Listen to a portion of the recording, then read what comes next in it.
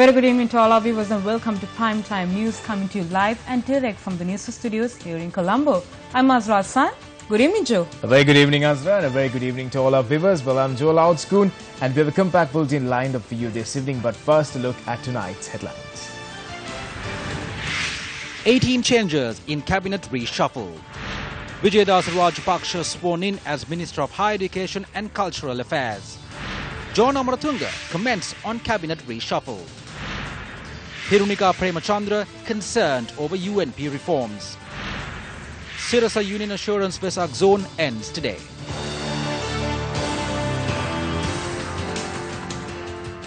The Sirasa Union Assurance Vesak Zone is all lit up with bright colors from lanterns to a pandal. In addition, an exposition of sacred relics is also taking place. Newsfirst Tarush Kumara Singha joins us live from Breakwood Street to bring us the latest updates from the Sirasa Union Assurance Vesak Zone.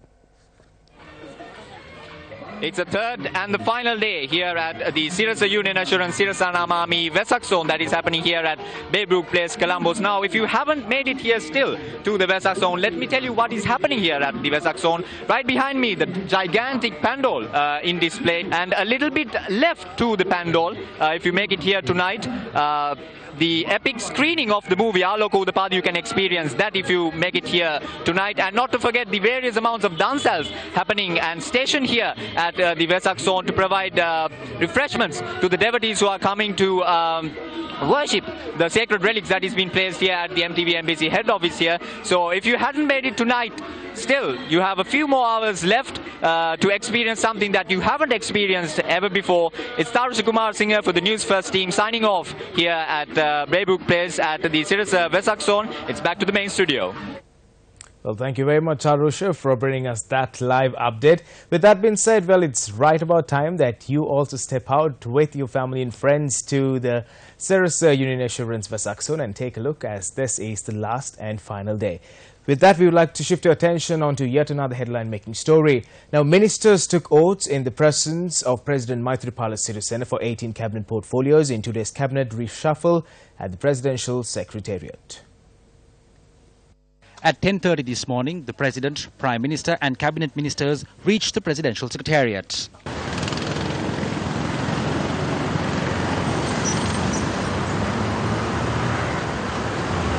Dr. Sarath Amunugama took oaths as the Minister of Science, Technology and Research, Skills Development and Vocational Training and Hill Country Heritage.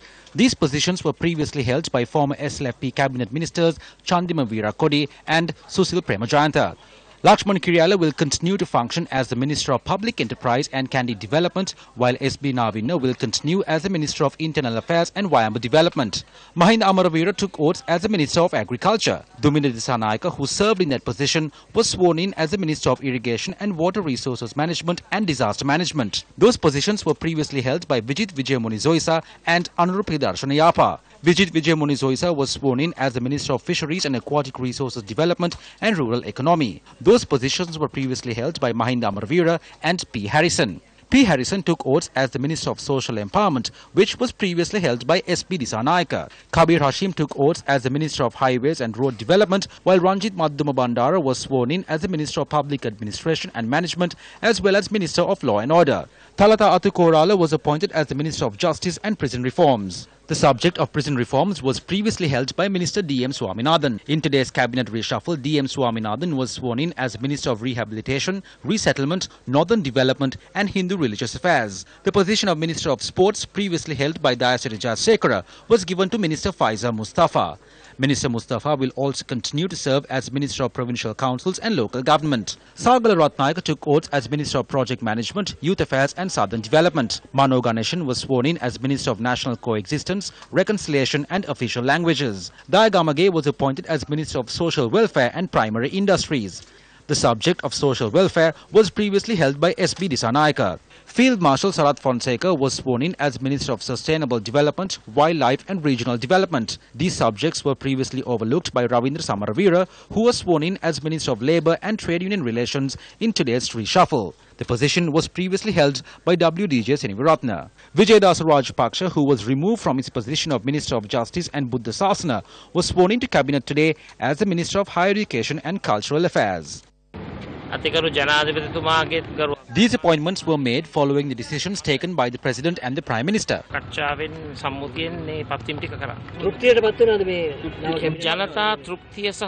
The public will only be happy if they serve the country following the appointments. It is unfair to ask if the people will be happy right after the appointments were made. I believe the ministers will fulfill their responsibilities properly. Former Minister Vijayadas Rajapaksa was sworn in as a new minister today. Portfolios of certain ministers were also changed.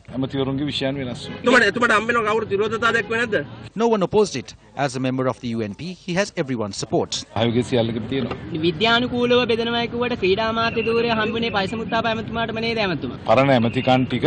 The previous ministers left, and those positions were divided among the current ministers. I think it becomes scientific once it is all gazetted. Then we will know which subject comes under which ministry. The President will issue it soon. It has already been prepared. The cabinet was appointed today following a decision made by the President and the Prime Minister based on a scientific approach. The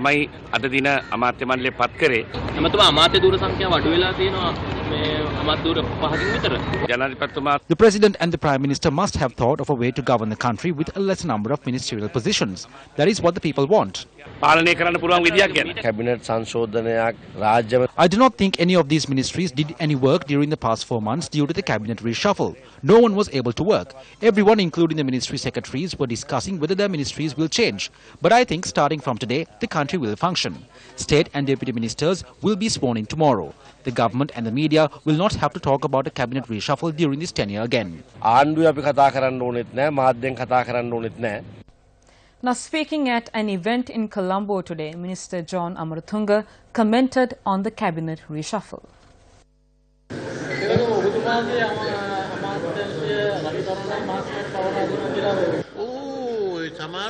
Some were having dreams. They will spread such things, but it will not happen like that.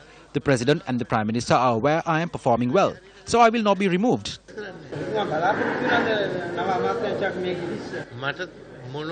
I am pleased with anything. I have held around 10 ministerial portfolios. These are all temporary things. Well, former President Mahinda Rajapaksa and MP Vimal Weerarwansa also responded to today's cabinet reshuffle. There have been 4 cabinet reshuffles in 3 years. So this is a big joke. It has been done in a brilliant scientific manner.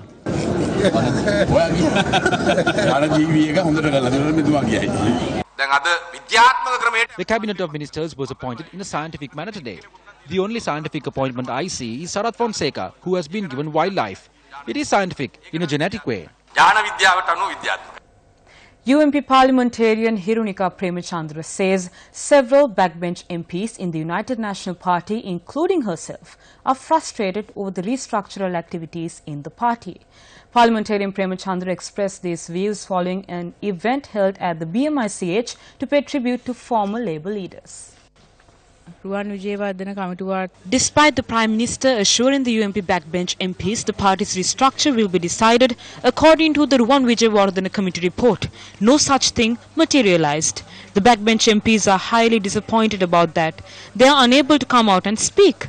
There are close to 20 backbench MPs who have decided that they will not attend anything with the Prime Minister. Before long, the party will have to face an opposition within the party itself. The people are laughing at the word committee now. Nowhere in the world is there a party like the United National Party which forms so many committees. If you really wanted to, you could make certain amendments to the constitution to the interests of the people and the party.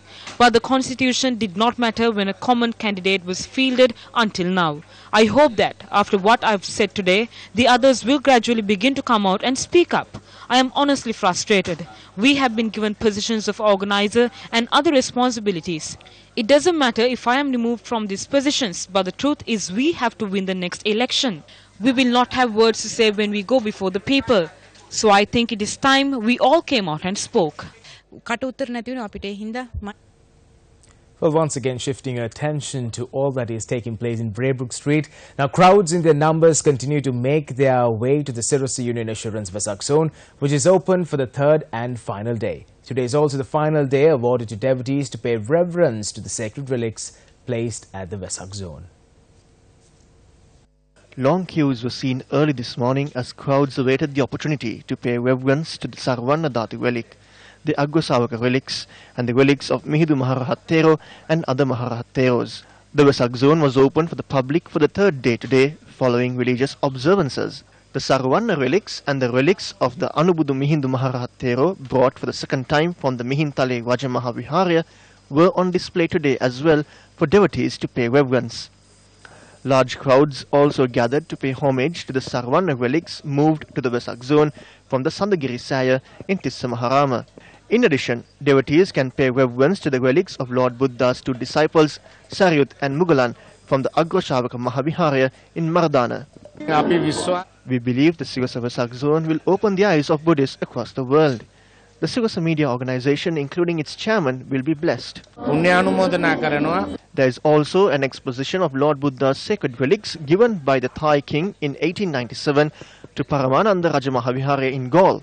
These relics were moved to the Vesak zone for the very first time. පිනක් කරගන්න ලැබීම අපට ගොඩක් සතුටුයි.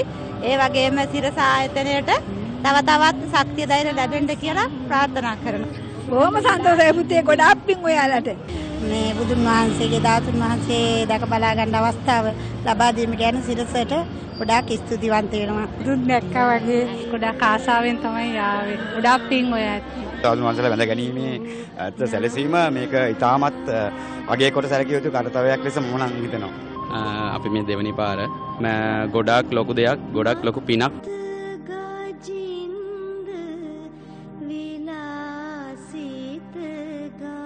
A soft drink and gram dancehall is in operation at the Vesak zone for the benefit of thousands of devotees who arrive to pay homage to the sacred relics.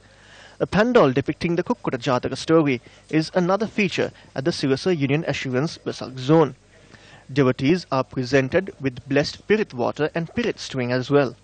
Moreover, colourful lanterns built by the Sri Lanka Navy add more colour to the Vesak zone, and a Perahara will parade the streets today as well.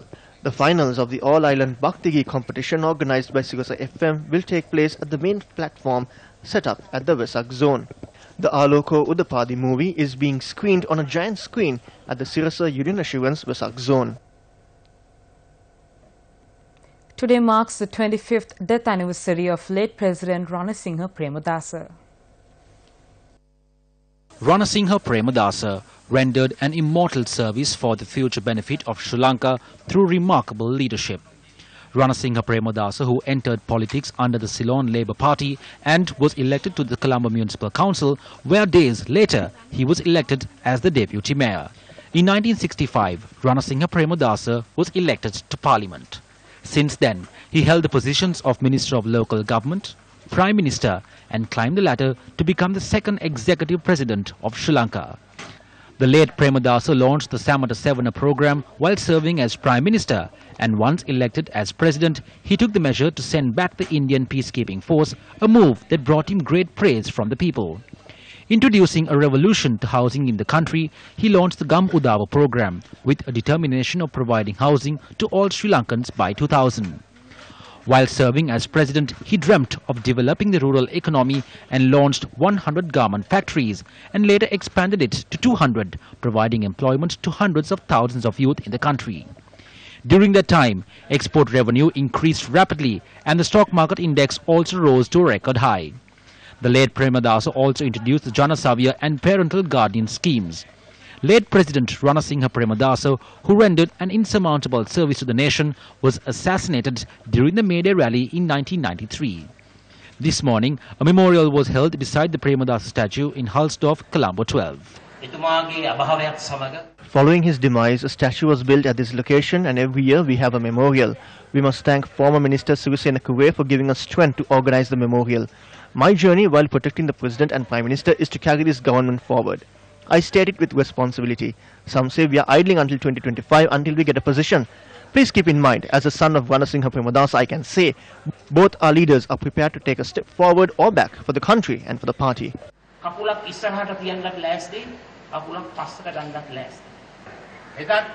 Back then, President Premadasa wanted to give jobs to the youth.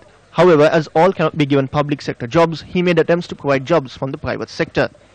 It is a duty to provide jobs in the public and private sectors. We hope to move forward on this with a new cabinet of ministers.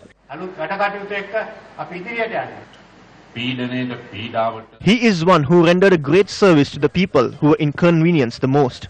Most present-day politicians only wish to realize their political ambitions. But President Premadasa was committed to making the dreams of the people come true.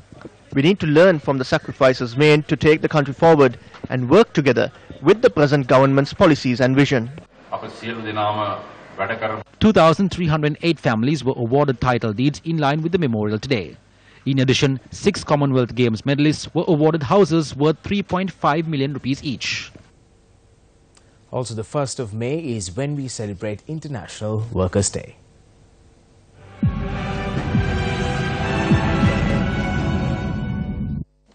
Chicago, May 1st, 1886, a peaceful labor demonstration in Haymarket Square in support of an 8-hour working day ended in violence, as in generally considered as the origin of International May Day observances for workers. An event to mark the 127th commemoration of Labour leader E.A. Gunasinghe took place today at the Gunasinghe Memorial in Petta. An event to mark the 27th memorial of former Minister T.B. Ilangaratne, who was instrumental in making Labour Day a national holiday, took place at the Navamavata, Colombo. The Samruddhi Agrarian Officer marked International Workers' Day in Thalangama today. A number of health services union joined hands to mark May Day at the J.R. Jayawardena Centre in Colombo.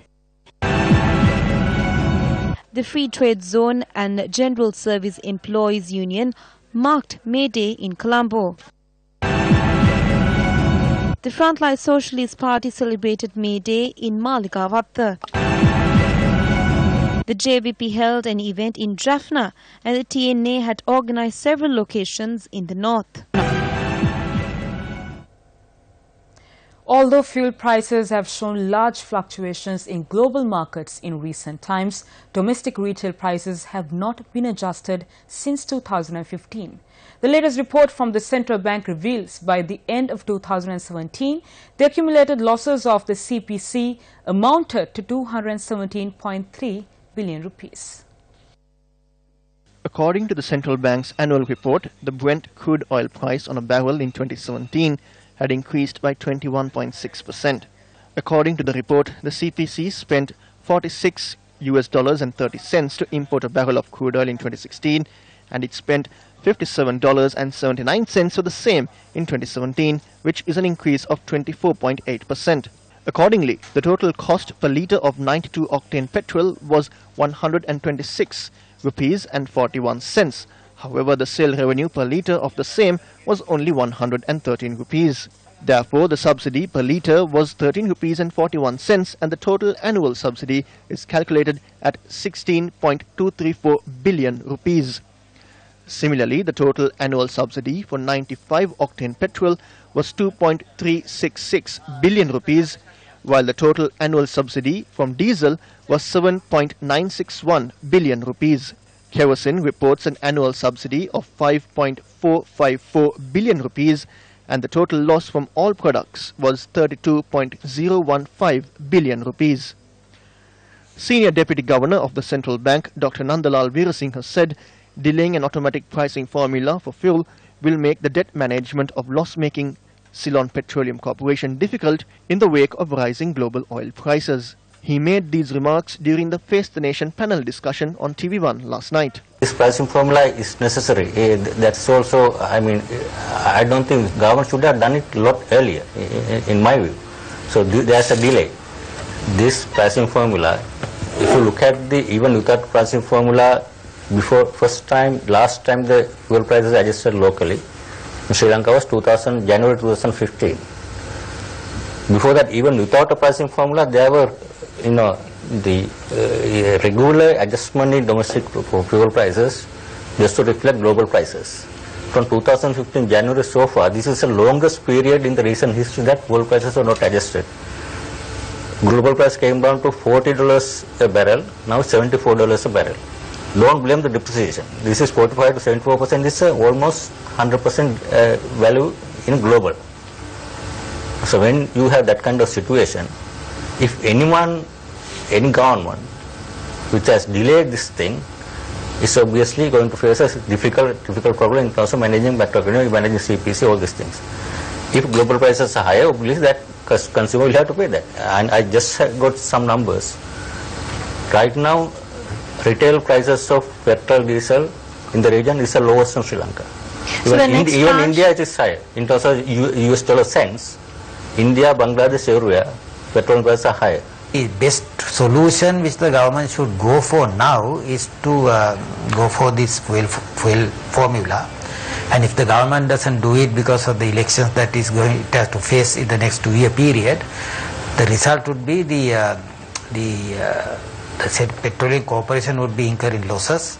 And do you think the government could buy more time from the IMF because the next tranche would depend on... I mean the IMF tranche is simply about say 300 to 400 million US dollars, which is nothing when we compare with the requirements of the country. Even at this stage the government can do without the IMF tranche. What would happen to government is if they lost the next tranche, the government would lose the credibility and it will have to pay some additional rate when they borrow money from the international market. And probably government might decide to go for that rather than angering the public of the country by going for the fuel formula. So those are actually political decisions that are made not in the interest of the long-term economic growth but in the interest of surviving in power. So which is not good for Sri Lanka today. Annual report of the Central Bank of Sri Lanka states 244 investigations have been carried out under the provisions of the Exchange Control Act. According to the Central Bank annual report, after concluding 45 investigations, 82.33 million rupees was transferred to the consolidated fund, being penalties imposed on relevant parties of such investigations. It notes the balance 199 investigations are expected to be completed before the 20th of May 2018 in terms of Section 32B of the Foreign Exchange Act. Majority of these investigations had been on non-compliance of issuing and transferring of securities or shares, contravening the procedures set out in general permissions, unauthorized payments made by residents to non-residents, non-compliance by authorized dealers with directions and operating instructions issued by the Controller of Exchange, violation of conditions on permits issued to the authorized money changers, and unauthorized possession of foreign currencies. According to the Central Bank of Sri Lanka, law enforcement authorities have been assisted in litigation and judicial proceedings by providing expert evidence and testimony. The Department of Foreign Exchange of the CBSL ensures the smooth flow of foreign exchange for investment and other purposes as permitted by law and introduces prudential measures to control and prevent unhealthy developments. The central bank says vocational and technical training institutes have continuously underperformed in generating skills demanded by respective sectors in the economy, despite the education system being able to provide free education to all. According to the Labour Demand Survey conducted by the Department of Census and Statistics in 2017, unavailability of people interested in doing certain jobs, high competition from other employees, demand for higher salaries and unavailability of qualified applicants have made it difficult to fill 500,000 vacancies in the job market. The Central Bank's annual report 2017 says a large gap has been created between the requirements of job creators and the expectations of the job seekers, leading to labour shortages in the domestic market. The private sector says the intention to hire labour has been largely positive, although labour availability is lagging. Now, a lot of our members are complaining that they don't have skilled workers to run their factories. Now, one of my members said they go to the village, they bring 10 people to operate their machines. They're off the next day because they say they can do something better. Now, what is that? Either you stay at home or join the state sector where you're assured of a pension. And I think this is a very relevant question back in, I think it was 2004, I think, when the government opened up positions for young graduates. Now the private sector lost wage earners who earned an average of 10,000 rupees and they left for state jobs for 2,000 rupees. Now I couldn't understand the logic of that. Now the ready-made answer given was one thing, there's not much work. And second thing, you get a pension. So in between we can manage. Now I think it's a attitude. Three-wheel driver earns more than a junior executive It's a fact, because a three-wheel driver can earn a minimum of 5,000 a day, whereas I think even a mid-level manager will not earn that. Number of three-wheelers. Now, what is that going to do to serve our economy in the long term?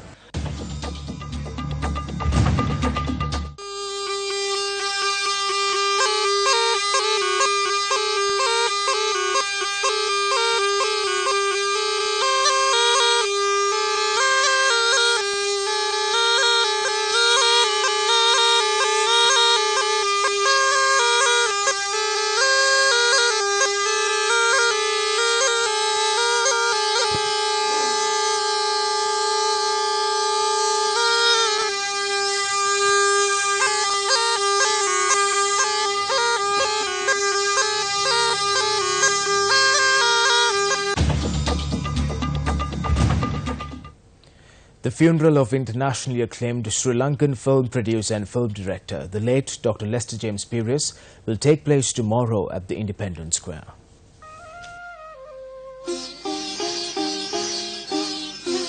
The mortal remains of the late Dr. Lester James Peries are currently at the residence located down Lester James Peries Mawatha, Thimbrigasyaya.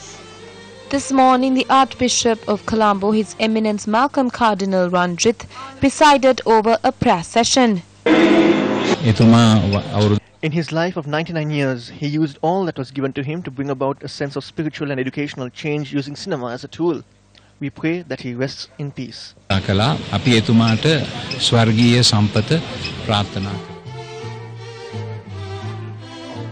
The funeral of acclaimed film producer Dr. Lester James Peries is to be held with state patronage at Independence Square at 4 p.m. tomorrow.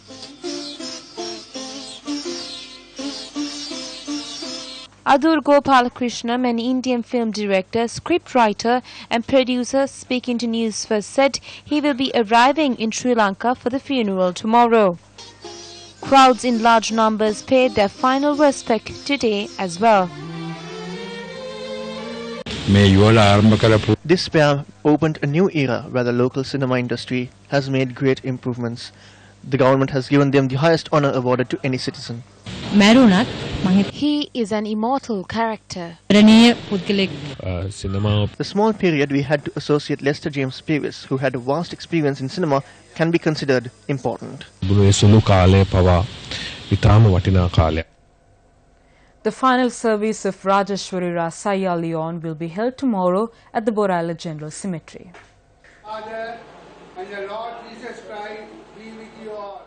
She passed away on the 28th of April 2018 at a private hospital in Colombo.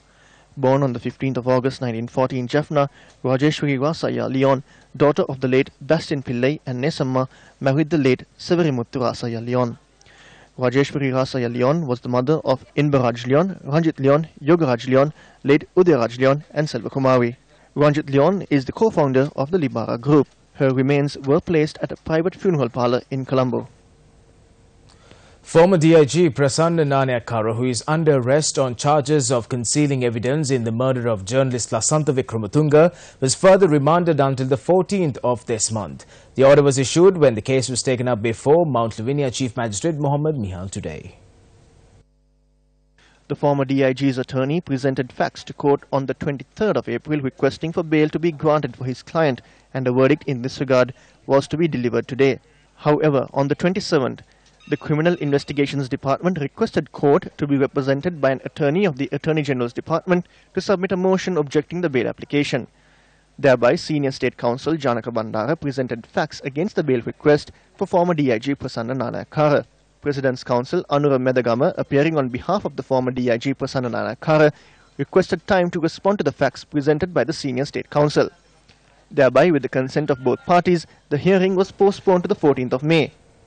Well, with that, we wrap this edition of Primetime News. Thank you for stopping by. I'm Joel Outschoon. And I'm Azra Hassan. Take care and good night. Good night.